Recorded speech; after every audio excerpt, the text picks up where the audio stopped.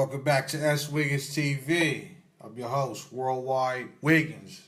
And I'm back, part two. Hey, they love the little Mac Mafia interview the first time, so I had to double back, you know what I'm saying? Welcome back, you know what I'm saying? Big whack for Mac Mafia.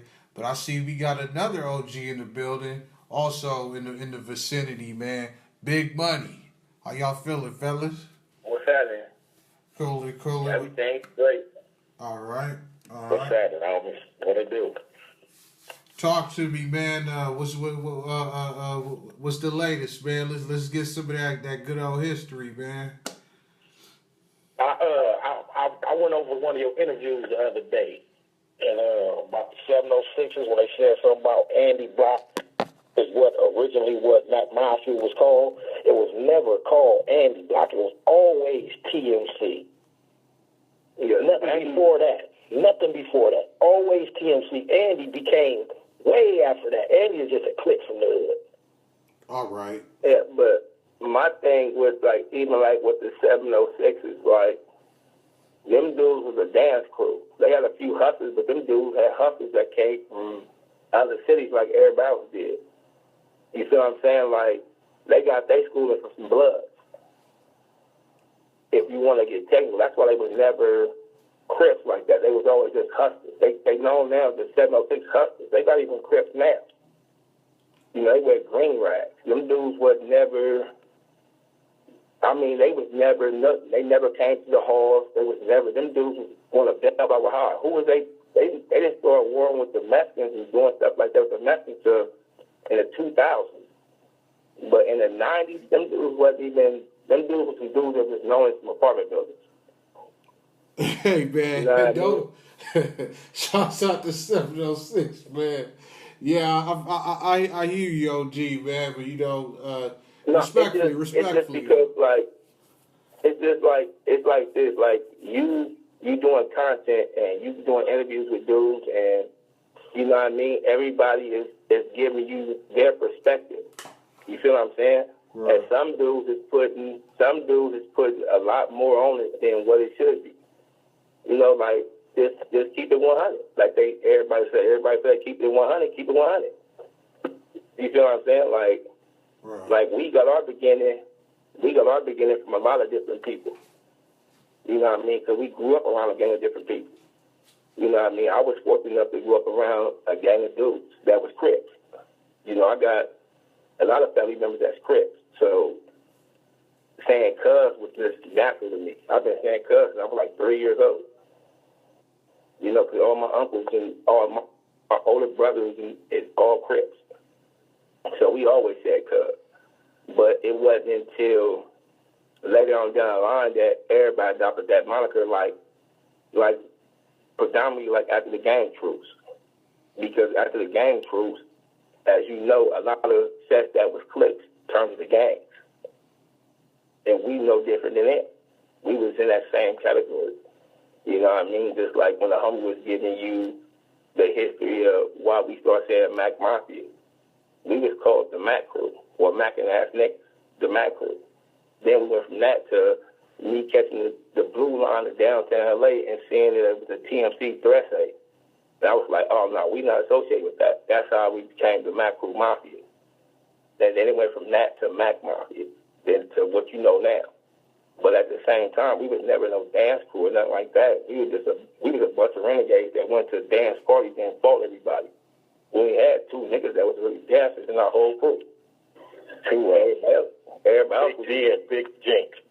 Everybody else was either taggers or jackers.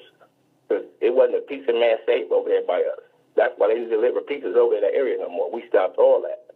You deliver a pizza, we taking it. We taking the pizza and the money. You know what I mean? Then we graduated to doing other things. And then, like I say, what solidified us was we was willing to go to Venice Beach. We was going on Crenshaw. We was hitting licks and coming to your hood and buying your car. So we known for doing stuff like that. That's how we really got out there. We was known before we was known, so to say. All right. Speaking of history, man, can we get some history on the The 858 Nasty Dogs? Nasty boy. All right. Now it's funny you mentioned him, right? Like them was my dudes. Like, you know, like them dudes they was a fraternity that was at Jordan High School. But the dudes that was before them was all in fraternities at Long Beach City and Long Beach State. You had some dudes like the dog fan was rapping about Kenny Scott. That's Kenny Mack. He was from 858. But now, like, I knew all of them because my uncle went to school with them. But, like, my boys, some of them, you know, we was real cool when we started saying, like, Mafia 8 because we hung with them all the time. But, like, a lot of the 858, a lot of them is older. You got some that's from Four Corner Block. But the 858, that was more so of a fraternity. They was never like us or like the Troubles or the MVPs and the FAWS. They was never like that. They was more college dudes that just was fucking on they was just hitting high school girls. And that's why I said on the last interview that once more things we got into, they backed away. You know what I mean? Because we was more into another life than they was. They wasn't into getting into it and things like that. So they backed off from us, stayed their distance. We just kept doing us. You know what I mean? We just was doing what we do. But it wasn't all of them, though, because a lot of it was a few. It was a few. What we doing? It's a few that's in the pen right now that ain't claiming it. Yeah. Oh, wow. So they was known as Nasty Dogs in the beginning. What was their original name? Yeah, no, that was their name. They named 858 Nasty Dogs. But that, like I said, that was a fraternity thing.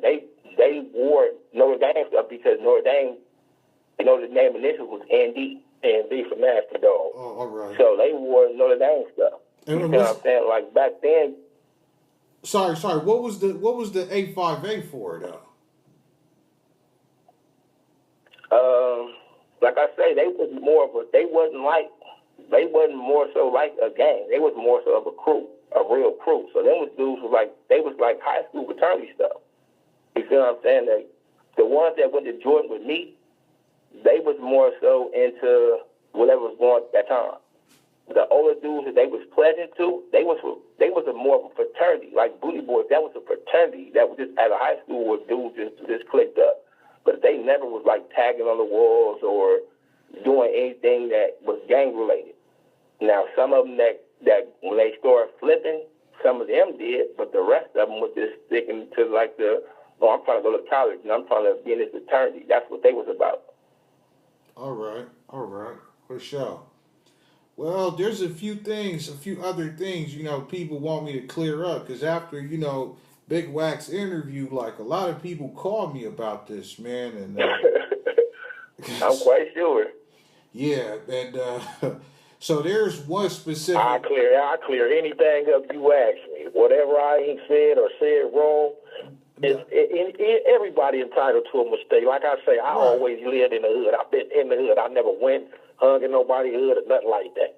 You know what I mean? I just didn't associate with it. And I know the Brick Boys had something to say about, you know, me saying what colors they supposed to be wearing and things like that. Man, I'm from Mac Mafia crib. I mean, I ain't tripping off none of that. But if you want to see it, we can see it. We do however you want to do it, man. You take everything personal. It is what it is. But it's how I see it. I'm from Mac Mafia. I mean, I don't bar none, and they know that. The ones that know me from 858, Booty Boys, Four Corner Block, Old Hood, Brick Boys, it is what it is with me. But see, the thing of it is this. See, like, when you did the interview with Wack was giving you his perspective. You got to think, Wack went to white. Wack was going to juvenile hall. Wack went to the feds and all that shit. So a lot of stuff was going on that Wack wasn't privy to. Like me, I went to the pen. So when I came home, it was a whole different ballgame. But, like, in the beginning and, like, early to mid-90s, you know what I mean? Like, I was in and out of jail, but I was there for just about everything that was going on that side of town. You feel what I'm saying? So Right. Like between 95 and the early 2000s, all that stuff, I couldn't tell you nothing about. I was in the penitentiary, so I couldn't tell you about what was going on in the streets at that time and nothing like that. Now, what he might be hitting on, man, is when, because I did kind of misconstrue this thing, when Big G and them formed that crew, M.O.B.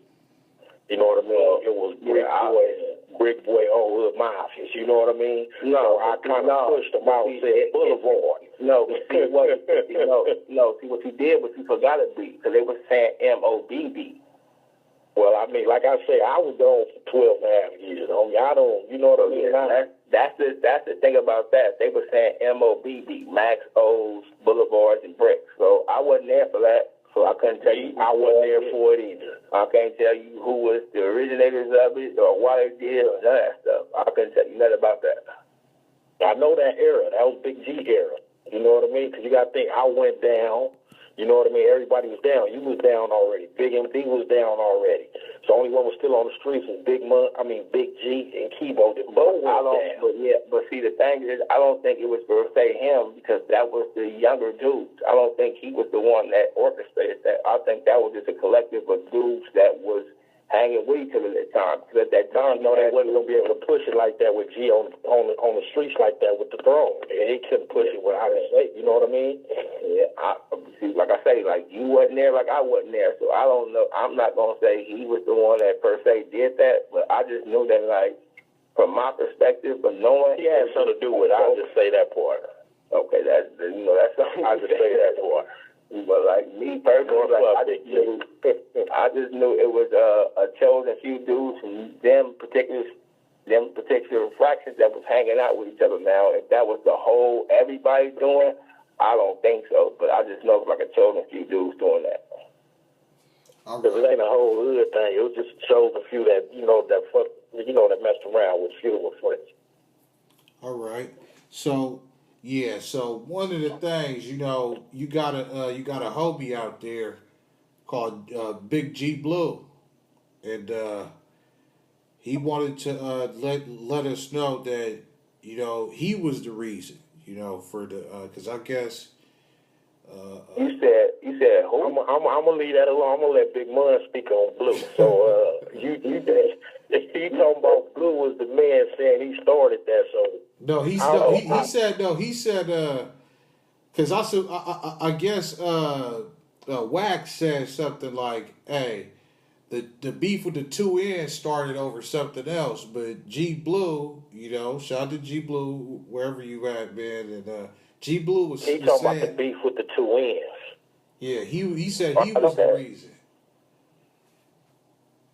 Okay, like I was in the pen when all that took place. Yeah, if that's what he's saying, I mean, I don't know. I couldn't per se say he was the instigator of that involved. I don't know. Like, I can't have that question. Like, I'm not gonna go deep into that because I don't know the facts on that either. All I know is that it was a mix-up, a misunderstanding, and it went from that. But now, what I will say is this though: he was on the streets around that time. So he was, you know what I mean? And that's the block he grew up on. So, I don't know, per se, like, if that's what it is, but I think, like I say, like, he was there. I know he was on the streets around that time, so I don't know. All right. So I ain't gonna, I don't want to say yay or nay and then be co-signing something or disagreeing with something that I already know. So, what's up with Butler Block Paru, man? See, even that. No, it's funny you mention that. It's funny you mention that, right? Because I was just talking to my little homie IG the other day, and he was mentioning that same thing, and he was like, that was around his time. But it was only a chosen few dudes that grew up over there on that street, and they just took it upon themselves and said, we're going to write this on the wall and we're going to store it. And then once they did, it alerted the dudes that, hey, that's what the dudes were trying to do. So they did it by themselves and said, y'all can't get over here like that. And it never prospered from there. But they did try to start that over there, though. You know what? Now that you talk about it, because I remember him asking me about that, about a hood being in Long Beach. But I remember seeing it wrote on the wall on Butler in Ortiz at the liquor store. He mentioned like the West Side Pirates and like but I also said that we never had no blood hoods and nothing like that too. But now that we really going into it, I remember seeing Butler Block on the market right there on Ortiz and Butler. You know when you come up under the tunnel. Yeah, I know. I remember seeing it right there back in like 80 by 89, 88, something like that, 90, something like that, maybe back up there. Yeah, they didn't prosper and nothing like that. But like, don't get me wrong, like Long Beach is a city that's predominantly all Crips. Every gang in Long Beach is Crips, but you got Bloods and Pyrus that live in Long Beach. So, you know what I mean? Like, as far as like a particular gang having a gang in Long Beach, no, they don't. But like, you got certain dudes that's from certain hoods that live over there. You know what I mean? Like you mentioned in the interview with Wack, the Hollywood and the Louis Park and stuff like that. Like, one of the Hollywood G homies, Food used to live right there on the block we stayed at. I used to buy his kids ice cream. And when Food came home flamed up. He was being him. And me and him met just like that. But we was cool we was cool. Oh, wow. And this was in the early 90s. You feel what I'm saying? Like, I know retro dudes from Louis Park that used to come over there. Like the Mom Pyrus, we got ties with the Mom Pyrus, just with family. You know what I mean? I got family members from West Side Pyrus. Yeah, a whole lot of them. You feel what I'm saying? So it's like, you know, we never really had no beef with no blood gang. Just because we not near no blood gang. Right. You feel what I'm saying? Like, to beef with the Louis Parks, we would have to, that's a travel. Try to bust on somebody and then drive 25 minutes to get back. That's foolish. You feel what I'm saying? That city, that, you know, that area, we not near them dudes. So we never had no issues with none of them, really. Unless it's like back in the days, like if you go to the Compton SWAT meet, you know, it's a chance you're going to take a fade with a Pyro because they're going to be up in it. You know what I mean? That's how it was back in the day. Like nowadays, it's not like that. You know what I mean? You'll go in certain hoods, and I remember when I was coming up, you didn't see Chris wearing red. Only time you seen Chris wearing red was when they was trying to go catch the Don Moose slipping. And it was just like that for the Don Moose. Yeah. You know what I mean? You didn't cross colors. You feel what I'm saying? It wasn't none of that stuff. Even at the Peachtree, it was still like, you know what I mean, kind of up, and it was cool because you got a chance to go into like the Nickerson Gordons or the Peblos and stuff like that. Back then, I was around back then. I was old enough to do that. You feel what I'm saying? But at the same time, you didn't go in the Swans because they made it perfectly clear they wasn't accepting that. You feel what I'm saying? They was the only gang that made it perfectly clear that they was not accepting no Crips in their hood, period. So no Crips went in their hood. But that was how they used it. That was what the police used to break up the Peachtree with the Swans because they went busting on niggas, busting on gangs and hollering out Swans.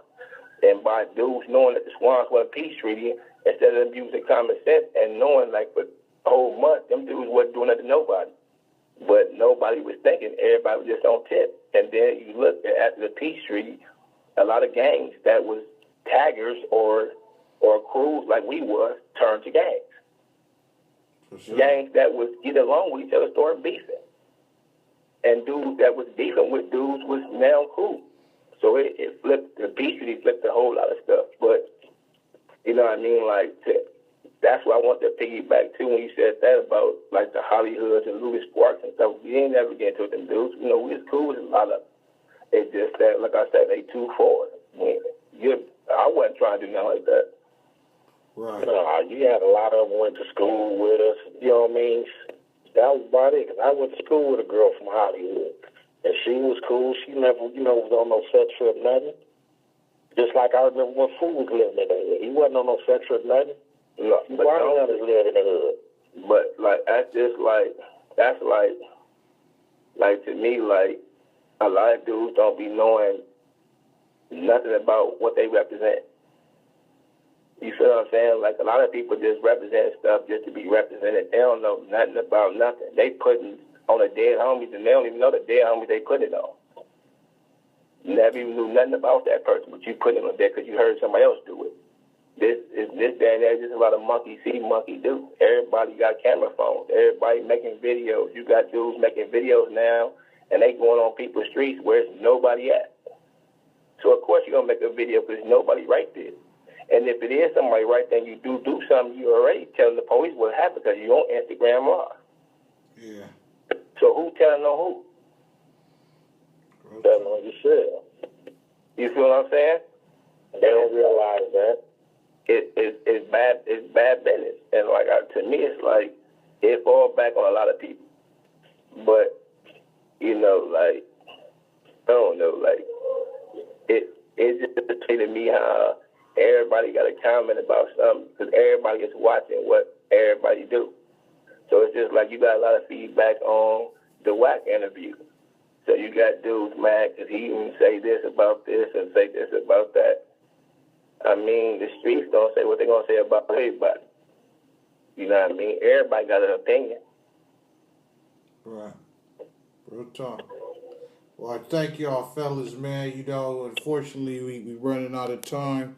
But I thank y'all for stopping by, man. Any last words before we get up out of here real quick? Yeah, go ahead, man. I just want to say, like, personally, like, you're doing a good thing with the interviews and stuff like that. You're giving a lot of people a chance to get their areas of voice. Thank you, man. But to the ones that's doing it, I mean, let's be realistic with it. You ain't got to put a 2 on a 10. Everybody know what everybody done or did.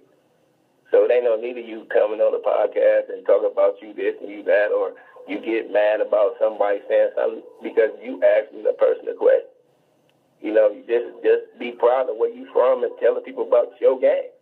Don't speak on everybody else's gang if you don't know about what you're talking about. That's all I got to say. For sure. And on my end, I just want to say I can't wait to see 2 or 3 of my own boys be free. Lil Mon, Lil Sight. Wait to see you boys. May the M's be with you. And Chapel, good looking, homie. May the M's be with you too, homie. For sure, man. All right, man. S.WigginsTV. Mac Mafia, Chris. We out of here. Good looking, bro. Good looking.